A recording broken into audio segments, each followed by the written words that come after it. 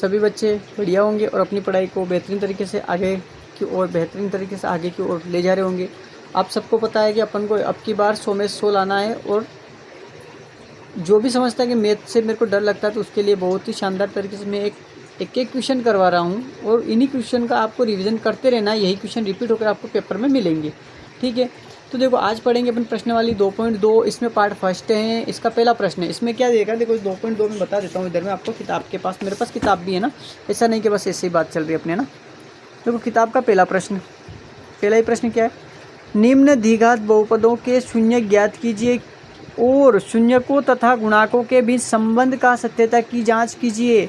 आपको पहले तो द्विघात बहुपद दे रखा है ना, इसका शून्य ज्ञात करना है, और शून्य ज्ञात करने के बाद में इनका क्या करना है, शून्यकों के बीच में शून्यकों का योग और शून्यकों का गुणाक के बीच में संबंध की सत्यता की जांच करनी है। तो चलते हैं क्वेश्चन नंबर 1 पे, ठीक है, प्रश्न नंबर 1 पे। तो सबसे पहले आपको क्या करना है, देखना ये बहुपद है क्या है, ठीक है। तो यहाँ से लिखेंगे फिर अपन हल, x square minus 2x minus 8 बराबर 0, है ना। यहाँ तक तो आया होगा समझ में, बराबर 0 लगा, एक अपने पास बहुपद बन गया है।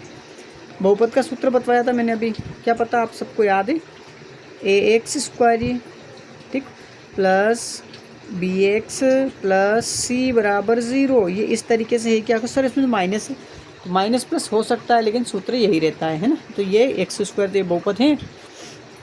अब ये वाला है ना पीछे वाला अचर पद का गुणा इससे करना है, इसके साथ कुछ नहीं तो 1 है, तो 1 का गुणा करेंगे तो 8। तो आपको ऐसी संख्या ढूंढनी है कि गुणा करने पर तो क्या आए, 8 आए, और घटाने पर कितना आए, -2। तो अगर 4 × 2 करेंगे तो कितना आएगा, 8 आएगा।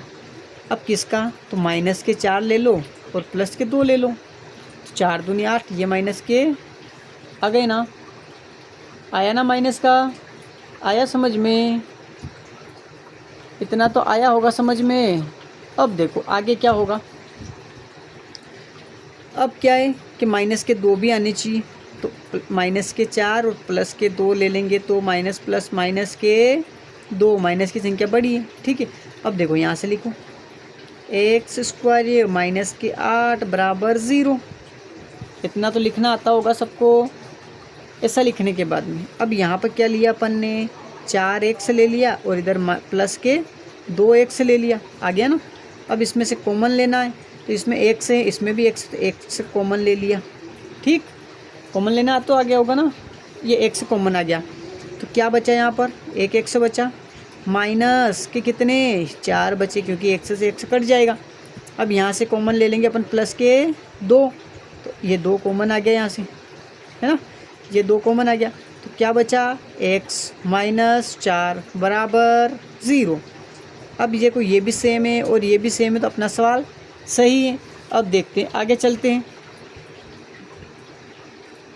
x -4 और इधर में आएगा x -2, ठीक, ये दोनों आ गए अपने पास में। अब इनका यहाँ शून्य निकाल लेंगे अपन, तो x -4 बराबर 0, तो ये भी x -2 बराबर 0 आ गया ना। अब देखो और आगे क्या होता है, अगर ये x बराबर 0, ये इधर माइनस का तो इधर जाएगा तो प्लस का हो जाएगा, तो x बराबर कितना आ जाएगा, 4 आ गया। तो ये 4 किसका मान आया, अल्फ़ा का मान कितना आया, 4। इधर से देखो x बराबर 0, ये माइनस की इधर गया तो 2, तो x बराबर 2, ये किसका मान है, ये बीटा का मान है, बीटा का मान कितना आया 2, अल्फ़ा का मान कितना आया 4।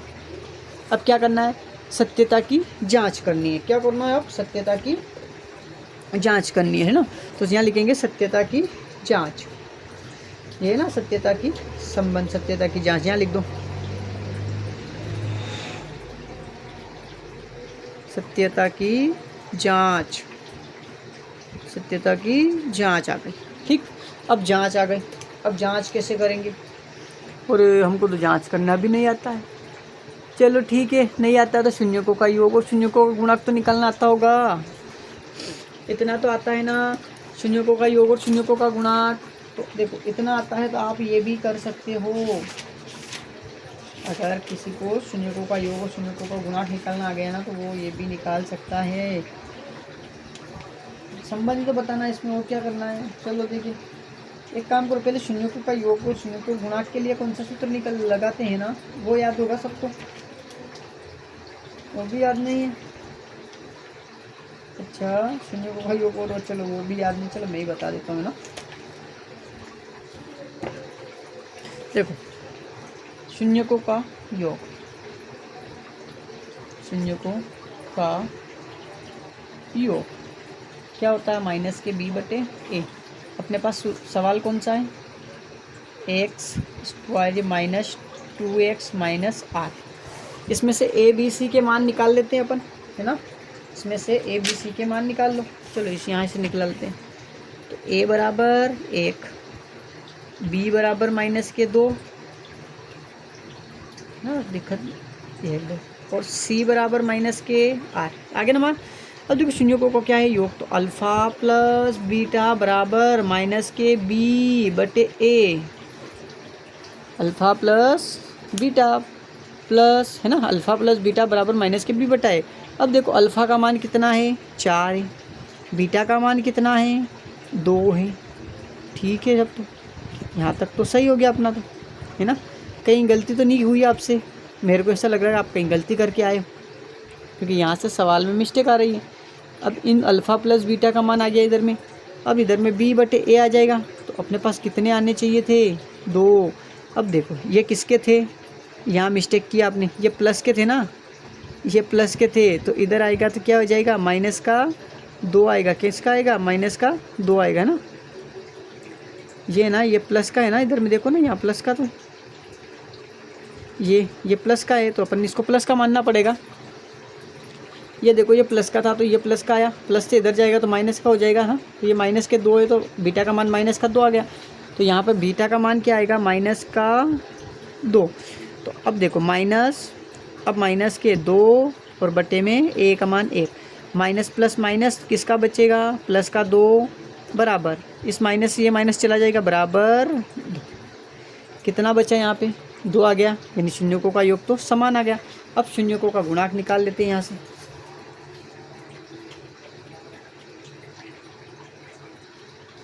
शून्यकों का गुणांक क्या होता है, सी बटे ए।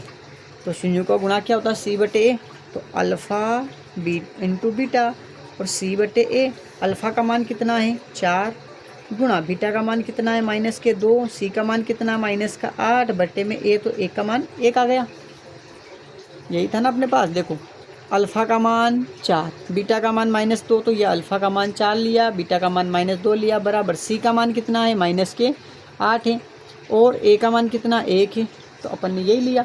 अब देखो इन दोनों का गुणा करेंगे तो माइनस का 8 आ गया, और इधर भी माइनस का 8 आ गया, यानी सत्यता की जाँच सत्य है।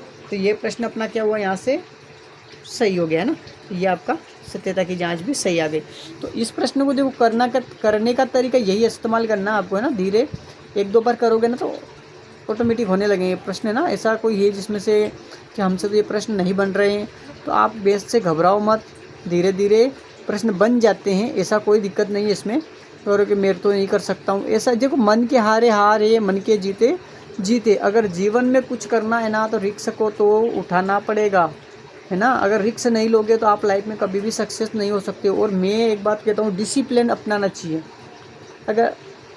अगर सक्सेस होना है ना लाइफ में, सबसे पहले डिसिप्लिन होना चाहिए।